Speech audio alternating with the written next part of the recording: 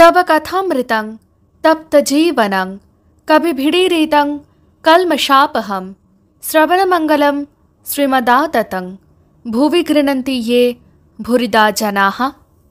শ্রী শ্রী রামকৃষ্ণ কথামৃত।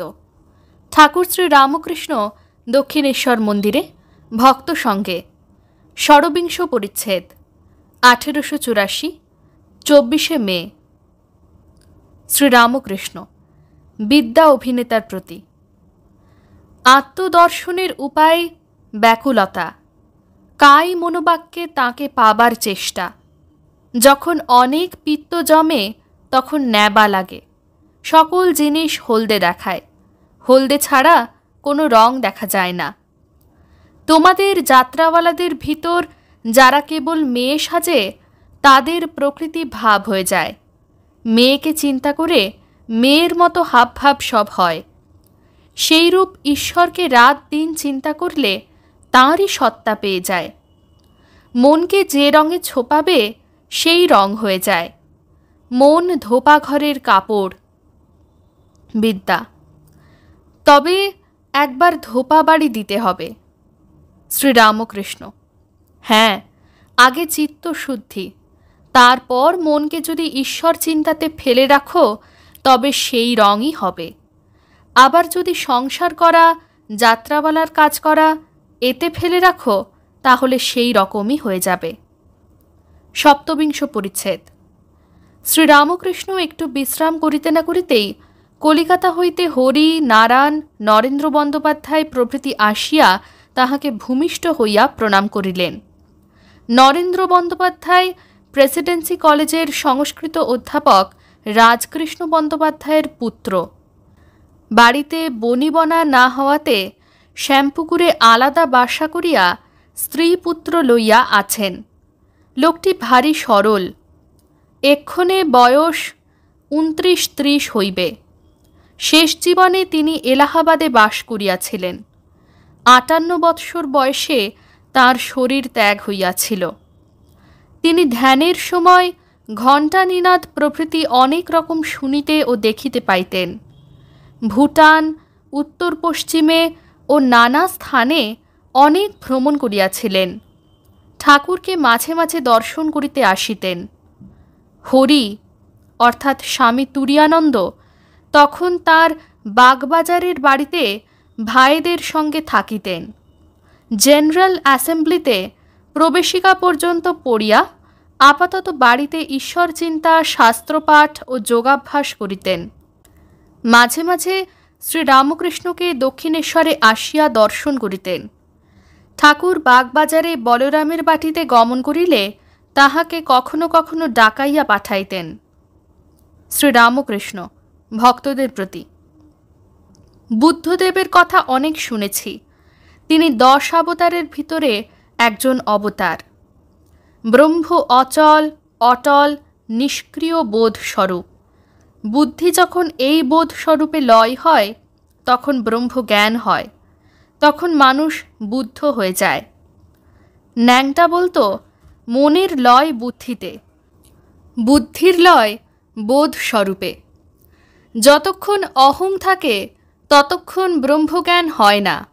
ব্রহ্মজ্ঞান হলে, ঈশ্বরকে দর্শন হলে তবে অহং নিজের বশে আসে। তা না হলে অহংকে বশ করা যায় না।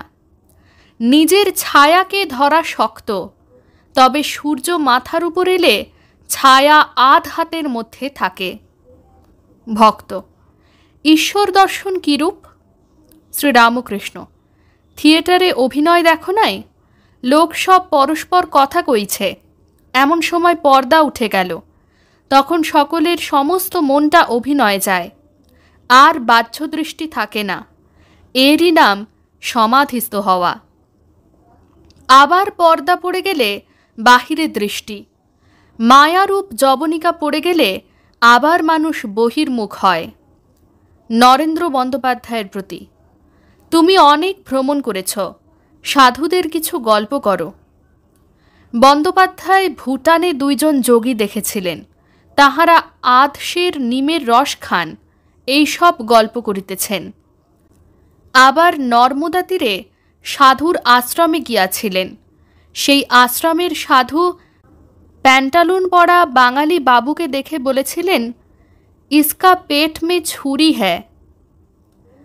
শ্রীরামকৃষ্ণ: দেখো, সাধুদের ছবি ঘরে রাখতে হয়, তাহলে সর্বদা ঈশ্বরের উদ্দীপন হয়। বন্দ্যোপাধ্যায়: আপনার ছবি ঘরে রেখেছি, আর পাহাড়ে সাধুর ছবি, হাতে গাঁজার কলকেতে আগুন দেওয়া হচ্ছে। শ্রীরামকৃষ্ণ: হাঁ, সাধুদের ছবি দেখলে উদ্দীপন হয়। শোলার আতা দেখলে যেমন সত্যকার আতার উদ্দীপন হয়, যুবতী স্ত্রীলোক দেখলে লোকের যেমন ভোগের উদ্দীপন হয়। তাই তোমাদের বলি, সর্বদাই সাধুসঙ্গ দরকার। বন্দ্যোপাধ্যায়ের প্রতি: সংসারে জ্বালা তো দেখছ, ভোগ নিতে গেলেই জ্বালা। চিলের মুখে যতক্ষণ মাছ ছিল, ততক্ষণ ঝাঁকে ঝাঁকে কাক এসে তাকে জ্বালাতন করছিল। সাধু সঙ্গে শান্তি হয়। জলে কুম্ভীর অনেকক্ষণ থাকে, এক একবার জলে ভাসে নিঃশ্বাস লবার জন্য, তখন হাঁপ ছেড়ে বাঁচে।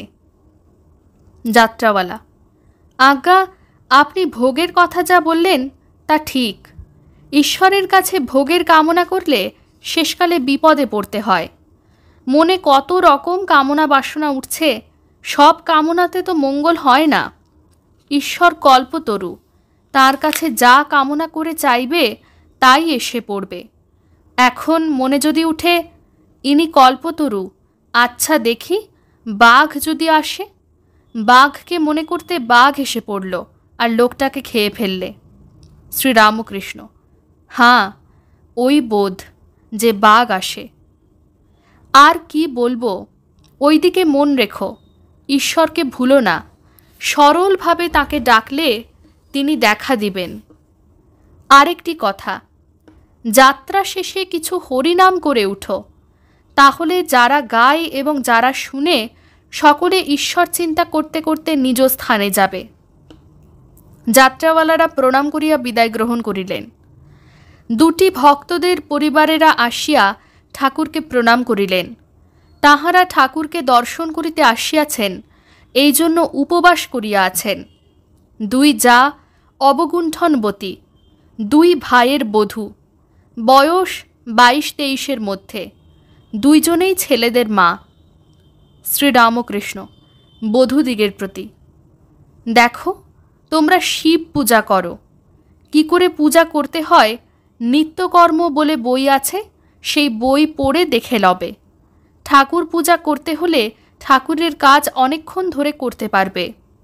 ফুল তোলা, চন্দন ঘষা, ঠাকুরের বাসন মাজা, ঠাকুরের জলখাবার সাজানো, এই সকল করতে হলে ওই দিকেই মন থাকবে। হীন বুদ্ধি, রাগ, হিংসা এসব চলে যাবে। দুই যায় যখন কথাবার্তা কইবে, তখন ঠাকুরদেরই কথাবার্তা কইবে। কোনো রকম করে ঈশ্বরেতে মনের যোগ করা, একবারও যেন তাকে ভোলা না হয়। যেমন তেলের ধারা, তার ভিতর ফাঁক নাই। একটা ইঁটকে বা পাথরকে ঈশ্বর বলে যদি ভক্তিভাবে পুজো করো, তাতেও তাঁর কৃপায় ঈশ্বর দর্শন হতে পারে।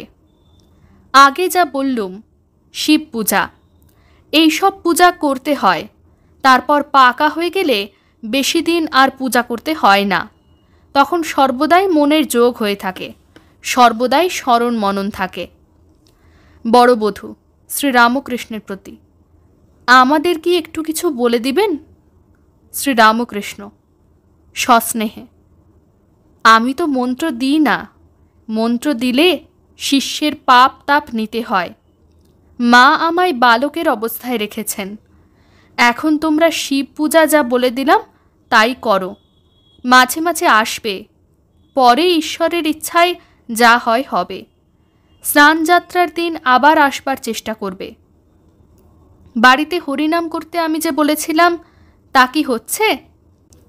বধূ শ্রীরামকৃষ্ণের প্রতি: আজ্ঞা হাঁ। শ্রীরামকৃষ্ণ: তোমরা উপবাস করে এসেছ কেন? খেয়ে আসতে হয়।